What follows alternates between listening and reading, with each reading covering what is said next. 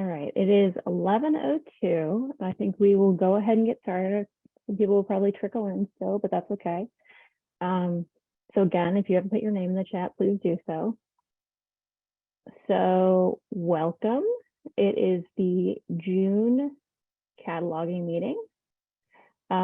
So everybody got the agenda on Friday. If you haven't looked through it, I mean, that's okay. We're going to be going through this today. Kate's going to jump in here a little bit at the end, but you mostly get Liz again. I apologize. I'm probably not nearly as exciting, but so first and foremost, as always, we have our cataloging committee news. Kate gave a cataloging report at the last membership meeting, which was the 8th. Don't ask me what day of the week that was, Thursday. So if you were not at that meeting and would like to read it, there is a clickable link out there. And then as always, the monthly cataloging reports that we get from Rogan every month. Please look at those. Please be doing those. If you have any questions, please feel free to ask. But those are linked out here as well. You do get an email every month. I believe it's the 25th that links out to all of those reports. You log into it the same way you log into Evergreen, but it will pop up that little window and have you log in. So if you have any questions about those, we have videos and everything up about how to do them, but you can always reach out to one of us on the committee or myself, and we can answer individual questions about those, how to do those. So moving on, consortium cataloger news, Liz news. Okay, so we have done 5 of our 6 regional trainings. We were just at Poplar Bluff last Friday. So that means we have 1 more left for this session. That is going to be a Trails Regional on Friday, June 23rd. That is in Warrensburg. It's their main branch. So if you have not signed up and are planning to attend, please do sign up. Even if it is your home library, please sign up. That just gives us a head count for food and such more than anything. So that is also clickable here in our agenda. So there you go. As far as cataloging certification, we are continuously getting new people certified. So right now we are sitting at basic. 132 people have taken the basic and 88 people have taken and passed the advanced. So that's quite a few of us. So I get more of those every month. But again, as we know, this is an off certification year. So you don't have to recertify till 2024 if you have been certified, but that is coming up in 6 months now. So it's creeping up on us. Currently, we are still doing the same kind of thing with the recertification, where it will be an abbreviated test, but it will be like working in the test server and screenshots. That's what we're thinking for now. That could change as we get closer to when we launch that, but for now, just kind of think it's going to be the same-ish as before. Last cataloging meeting, you know, we all love our questionnaires. I sent out another questionnaire about the image uploader. Currently, it's kind of locked down, and we wanted to see how many people in the consortium really had images to upload it and need to use it. So I've currently got 27 responses. I mean, that's some, but we would like to have some more to get a really good view of this. So if you have not filled that form out, please do. It's again linked here in the agenda, and that will just give us an idea of, you know, who we need to open it up to, how long we need to do that for, and that kind of thing. So I'm thinking I will close that down probably 2 weeks to a month once we get a good number of people who have completed that, and then we'll discuss how we want to go forward with the image uploader. For now, if you have images that you need to upload, feel free to contact me and send me an image and I can get those uploaded for you. Or actually the other people on the committee have the image uploader already available to them. So the other people on the cataloging committee, whether or not they know that, I don't know, but you guys do, and it's not a secret. So feel free to do that if you have an image that comes along, you know, and you want it uploaded. I've already been getting some emails, but I know there's more people out there with images that need to go up. This is something that we really need to come to a decision on what we're going to do with this image uploader. So we really need people to answer this questionnaire so we can get working on what we're going to be doing in the future. Because I know some of us you know, I have hundreds, if not thousands of things that I need to upload.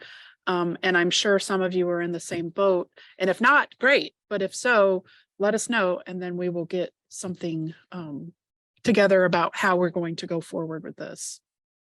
And the image uploader, it's important about who has it, because once you put something up in the image uploader, it goes over whatever image is already there. So if there's no image and you're putting an image up, awesome. But if there's an image from Synthetics already there, which is our vendor that does put up those images for our patrons, this will override it.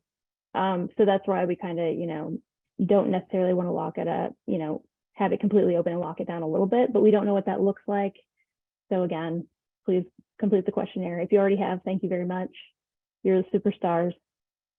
So as we move along, let's see. Okay, so there has been some discussion about contacting each other, contacting me, who needs to be in the loop on what, basically. So this is our, if you see something, say something. If you're a fan of Bob's Burgers and you click that link, you'll know there's a song they sing about that from TSA. It's Liz humor. I'm sorry. If you don't think the same thing is funny as I do, don't click it and get the earworm, but that's where my mind goes. So basically, communication is really important, right, in the consortium and in cataloging. So how do we communicate with each other? We have, of course, the listserv emails, and we encourage you, if not require you, to be on the listserv. So that means you could be getting none to 20 emails a day, but these things are like either general information or needing to talk to a lot of people in the consortia. So the listserv emails are really good for, as I put on here, general questions. If you don't know who to reach out to directly, or we had a question on there not long ago, like, who uses a discovery layer? That's a great random question to put up there. Somebody will answer, somebody will know. Or if you're doing something in a record and you have a question about copies and there are, say, 50 libraries on there, the listserv might be the easier way to have people check copies than reaching out to those libraries directly individually, because that's a lot of people to copy and paste into one email. So listserv, awesome way to communicate. Or we have our direct cataloger emails. Now, those are all listed on the website under our cataloging contacts. Every library has at least one. Committee members are listed there as well. So if you need to talk to, say, somebody from, I don't know, I'm going to say St. Genevieve Library, which is close one to me, and you need to know who to contact, you would go on that list and you would say, oh, hey, here's this person, here's their email, and you could email them. Cataloger emails are great for when you need to contact somebody about copies and it's maybe only 2 or 3 people on that, you know, attached to that bib record. Maybe that might be better than the listserv to contact them directly. Or I say politely pointing out errors. I mean, we're all in this together. If you see something and you're like, oh, hey, just wanting to let you know that this, I see this and it's not correct, but this is how we do this. I mean, that's okay too, as long as we're being nice. And then, of course, when to involve the cataloging consortium person, as in Liz, always, but especially when we're finding consistent errors in the catalog from one library or another, one catalog or another, because that will require follow-up or training. And I would be the one to do that. So I need to know what's going on. And then I want you all to keep in mind that if we're not keeping each other in the committee and myself in the loop, and there are problems, there's going to be no way to hold anyone accountable then if you have not involved us up into a point. So just keep that in mind. You know, we're all in this together and we have to, you know, kind of wade through this, but communication is important. And that's just a reminder of, like, you know, maybe one way or the other is a better way to communicate with everyone than, you know. One email that was not included here, but you can always email is cathehelp@moevergreenlibraries.org. I'll be honest, Liz is usually the one that's going to be answering that, but we all, the whole committee is on that. So we just jump in and try to help out. So that can get you a pretty quick answer as well. That's if you don't feel comfortable emailing the whole listserv, but as Liz has kept saying today, we are in this together. If you have a question, chances are someone else has the same question. So asking it will probably help other people as well. That is true. I get the same questions over and over again. Everybody always seems to, the same questions come about all the time. And you can always email me, but of course you can email CAD Help. Those are the people on the cataloging committee, and those are our experts, right, in Missouri Evergreen. But they all have like their jobs at their respective, there we go, libraries. So they may not be able to answer you as fast as maybe I could, but you can definitely always ask CAD Help. They're, our experts. So please reach out to them. So does that make sense to everybody? When and where and how? I know we feel like we get 100 emails a day, and sometimes we probably do, but it's important to keep everybody in the loop. And the more we communicate, the better the catalog is going to end up overall. So I wanted to keep that in mention mind. too that Sue, who is our outgoing Missouri Evergreen Executive Board President, she comments all the time about how the cataloging community in Missouri Evergreen, how our meetings are well attended, how we are great at communicating and that kind of thing. And so everybody's doing a great job, but we have to keep it up because that's how we get our stuff fixed. Yes, we cannot be idle. But we have really well attended meetings. I'm always so proud to see how many people have logged on each month, and slightly terrified because then I have to talk to all these people. So moving on, Cataloging Connect. This is the same thing we really put in here every month. It's about how to find information on the meetings coming up in Missouri Evergreen. Maybe not just your cataloging meetings, but your general membership, your executive board, the CERC committee, everything is going to be listed on the calendar. So if you have a question about where to find the next meeting or how to connect, you can always follow that from the homepage, and it will take you to the Mo Evergreen meetings calendar, and there you go. Everything is right there for you. But again, if you forget how to find that, you can always reach out to one of us and we can direct you in the right way. So we're at the fun bit of the meeting today. So cataloging discussion. We're going to get in the weeds today. And talk about local subject headings. I've been asked about this several times, at least in the last month, but like since my time being at MEC, it's been at least once a month probably. So as we know in MEC, if you've all been here for a while, the subject headings that we use are called LCSH, so Library of Congress subject heading. A local subject heading is exactly what it sounds like. It's a local subject heading made up maybe from a particular library. And we do not use those in MEC because they are not consistent. That would mean that each library was using a subject heading and coming up with a list themselves. So we like to use a controlled list. That is why we use Library of Congress subject headings and genre fiction title headings or whatever they're called. So if you are looking in a record and you see like an example here, generally like a 655-7, and maybe it could be anything here, but the 2 and then division at the end, it will say local. Since we don't use those, you can delete those out. Anytime you see those, if a bib record has come in with those accidentally, or somebody has put them in, please delete those out. Now, if we need to be using local subject headings, as in you were using these maybe before you came into MEC, or there's something that you would like to trace that we can't with the subject headings we are using now, that's a different question. We still would not use a local subject heading because they are locally defined, but how else can we trace that information? So the example here, like a local author, that's something that a lot of people would want to find, right? So where can we put these things? Well, if we need to look for the other attributes, maybe, we have to really think about what we're trying to trace in a local subject heading. The local author, we could probably put that right in a book plate. I know some people use book plates for those, and then those are searchable and patrons can see those on their side. We can see them on our side. You can make them viewable for both staff and patrons. Now, we had some people doing maybe an award winner in a local field. Now there's already a mark field for that. That would be a 586. I think we talked about that last meeting. It seems like so long ago at this point. But that would be, oh, it's your Caldecott winner or Caldecott honor. There's already a mark field for that, so we wouldn't need anything for that. Or let's say a target audience. there's a couple places already in Mark set up to put a target audience. So you wouldn't need to have something that says maybe young adult fiction. That would be incorrect usage, 1, and 2, we don't like a local subject heading. So maybe look at target audience in your Mark, maybe your 521 if it's defined on the item, okay?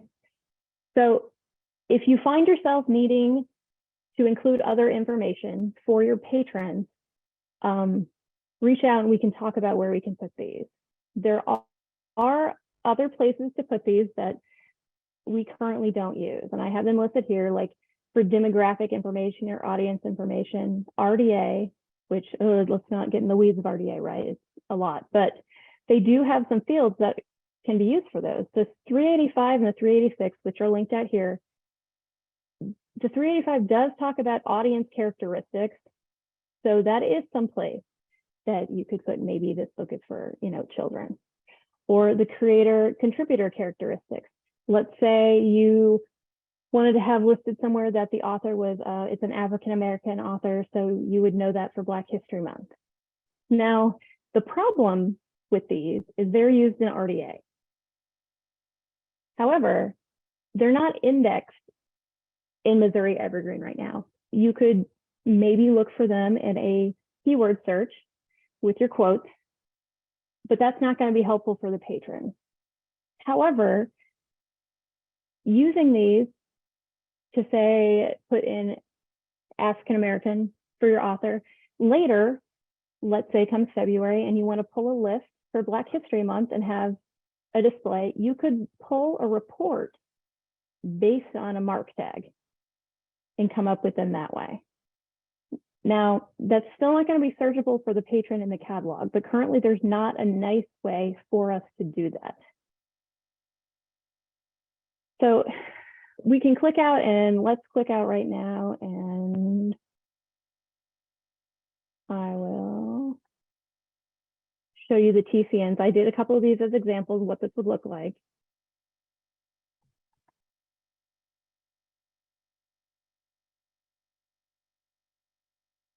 So They All Saw a Cat. I love this book. If you have not read this book, highly recommend.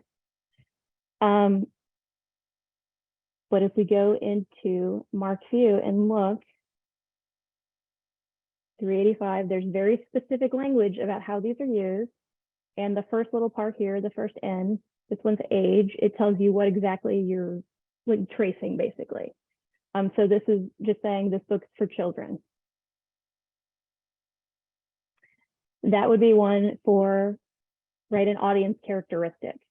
To be able to find these, they are controlled terms, and I have linked the list out here. You all have seen how much I love to link out things in our agenda, and here's the list of things you can put there. So if you're interested in doing this, you can Control F and look up, and it'll take you right there, and it'll tell you what it means and when to use it and what else redirects to it. Now, I think the second one we're going to talk about, the 386, is probably the one more people are interested in using. And I have a couple of examples of it here.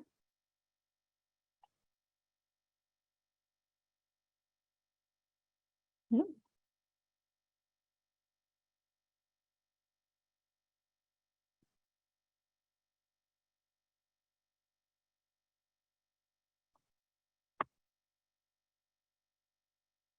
Excuse me while I figure out how to search in our own catalog. There we go. Okay. So if we click on the Mark View here, 386. Now these are repeatable. So NAT means nationality, and Brene Brown she's an American. And then gender, she's a woman.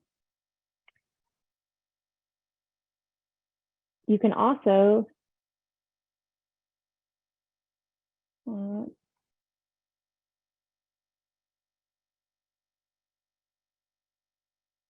trace ethnicities, which is what I had done in this one. African Americans, gender, woman. Now, the important thing about using these and say not local subject headings, one, we, of course, again, we don't use local subject headings, but two, these are from a defined list, just like our subject heading. So we're using the same term that they've decided this is the term we want to use for that. And then something else to remember is with these terms, LC says these should be as defined by the author themselves. So the author is the one actually saying, I'm an African-American, I'm a woman. We're not just assigning these to people arbitrarily based on looking at someone. So keep that in mind. If you want to use the 386 and the 385, we can actually, I could make a whole other probably 3-4 hour training about how to use these, but we want to be careful with they're self-defined by the individual and they come from the list that is defined by LC. So I know everybody is going to have a ton of questions about that. Does anybody have questions about if you were to use these? I just want to mention too, before questions, that some of you might be thinking, well, author, comma, African-American, that's an authorized subject heading, but you can't use that because that means that book is about an African-American author, not by an African-American author. So using it in that capacity is incorrect cataloging. You can't use a 650 just because it's authorized if you're describing the author and not the story within the item, because of course that's what a 650 is. It's about the item, not what the item is. Yes, the 650s are, the book is about this, XYZ. Now your 655 is your book is this, and that would be, right, science fiction, Western, historical fiction. So neither of those mark fields are appropriate for information like this. So it would be implying that this book is about African-American authors if you were to put that term in the 650, and that's not correct. That's not what these books are about. Does that make sense to everyone? I know this is a very cataloging discussion that's very technical and in the weeds. However, I've been asked about this several times, and if we were wanting to look for this information and put it in the record, where would we do so? And so I wanted to talk about, you can do that. It's a little more technical, but there is a place for it. If you are all thinking about this and have a million questions later, that's fine too. Please email me after the meeting and we can talk about this more. But I just wanted to show you the options for these things. Okay, nobody has any questions. We're going to move on and talk about temporary records, and that's all Kate on this one, because guys, I don't use ILL temporary records in my but Kate knows everything. Can you share? I can't share my screen. You might have to make me host or. Now try. Do you have a button now? Yes, thank you.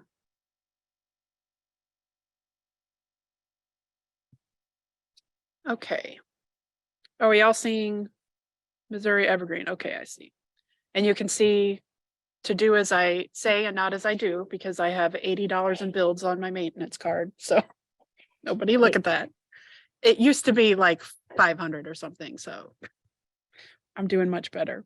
Okay, so a temporary card or a pre-cat, as they're called in the documentation, the Evergreen documentation, is most often used within our libraries for ILLs. You have a traditional ILL that you've gotten through the mail, and you want to actually check that out to your patron, but you can't, of course, add a holding to, what we have or what we don't have really, because that's the whole point of ILO. It wasn't available. So you're going to put a temporary record in. So, and to do that, it's all done from the patron screen. So this is all done when your patron essentially is in front of you and checking out the book or wherever in your workflow that happens. So I have the patron up, which is me, and you have a barcode. So either that barcode is something that you are using that you've put on yourself, you have local barcodes, or like for us, when we're doing ILL, we use the OCLC ILL number. That's what we use for our barcode number. So I'm just gonna put in some rando number. And I'm gonna hit submit, and it's gonna tell me, this isn't in the catalog. So you're just gonna write down, you're just gonna note, we have a standard way we put our ILLs in. We put ILL all in caps, so it comes up, because the patron can see this on their side. So we put it all in caps, so it stands out from other their other checkouts, because of course ILL rules are different. They are set by the library that is lending it to us, so checkout dates and all of that could be totally different. So we want to kind of set it apart.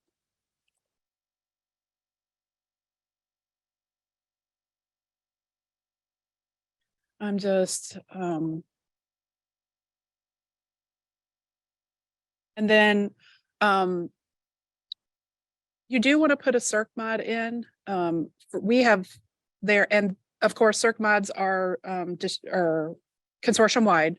So you use what is appropriate for you, but like for us, this is an ILL, so I'm gonna put ILL, and you can see here that this is saying you filled all of this out and you are making this a checkout. This is a pre-cat checkout. So I'm going to do pre-cat checkout, and it's going to come up here.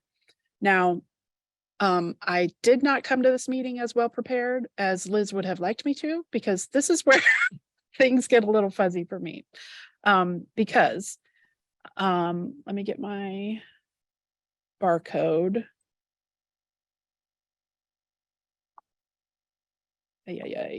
Okay.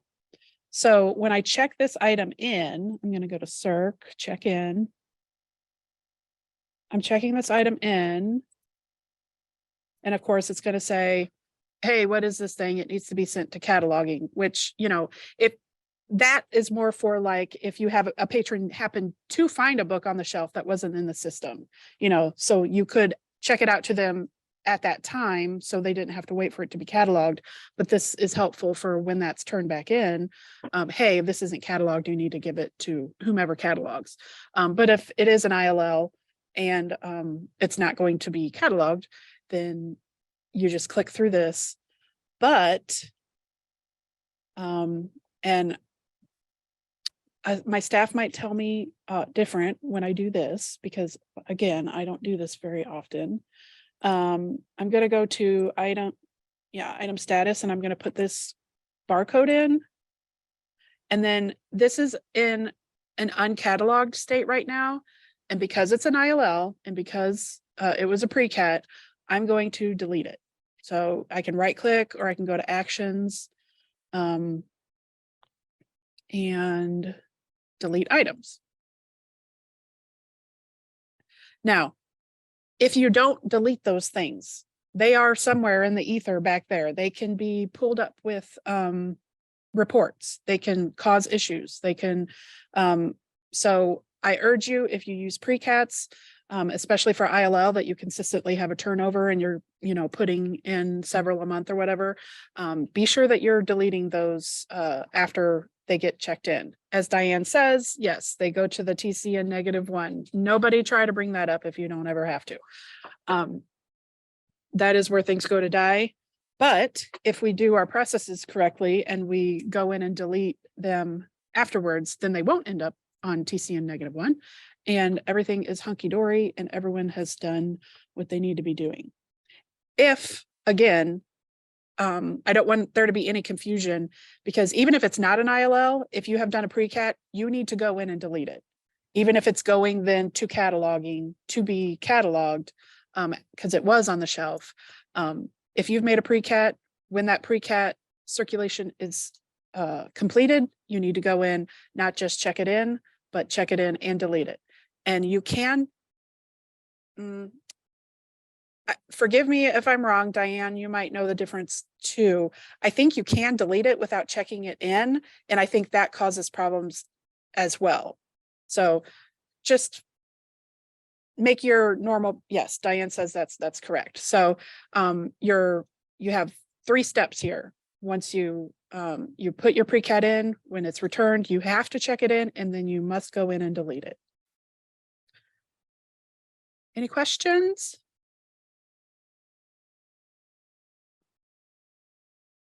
Okay, I am going to stop sharing, Liz.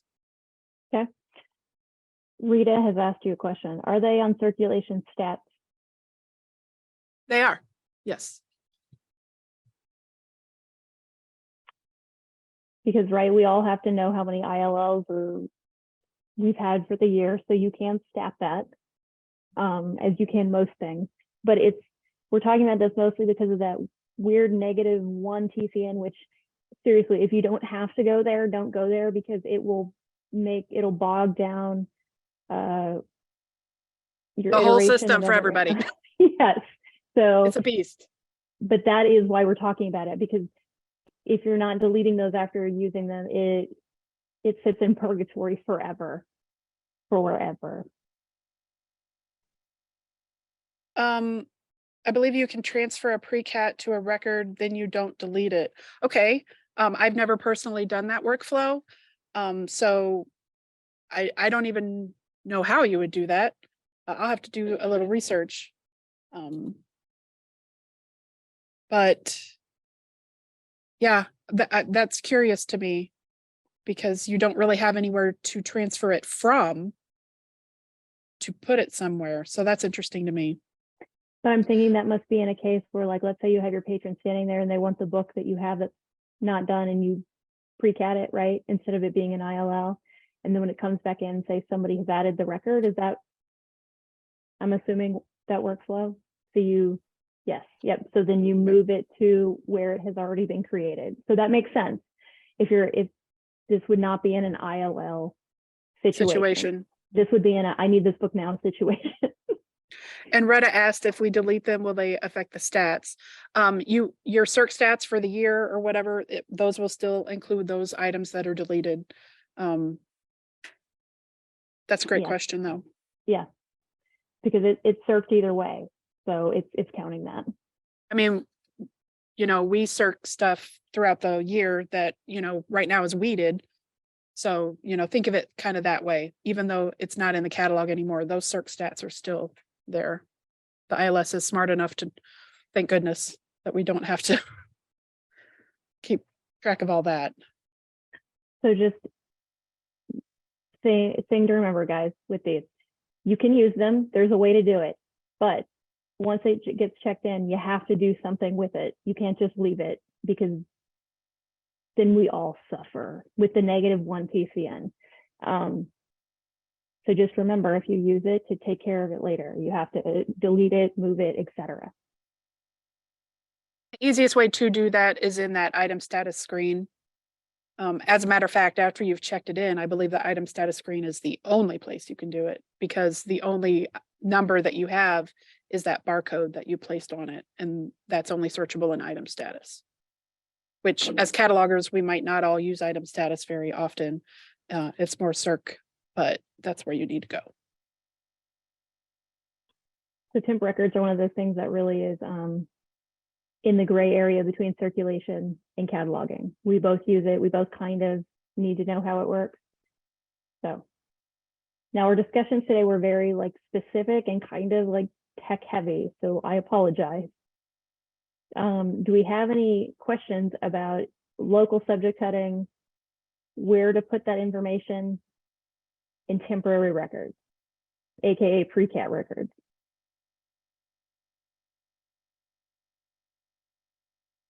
Okay. So that's really it for this month, guys. It's another good short one, 40 minutes. We're doing pretty great.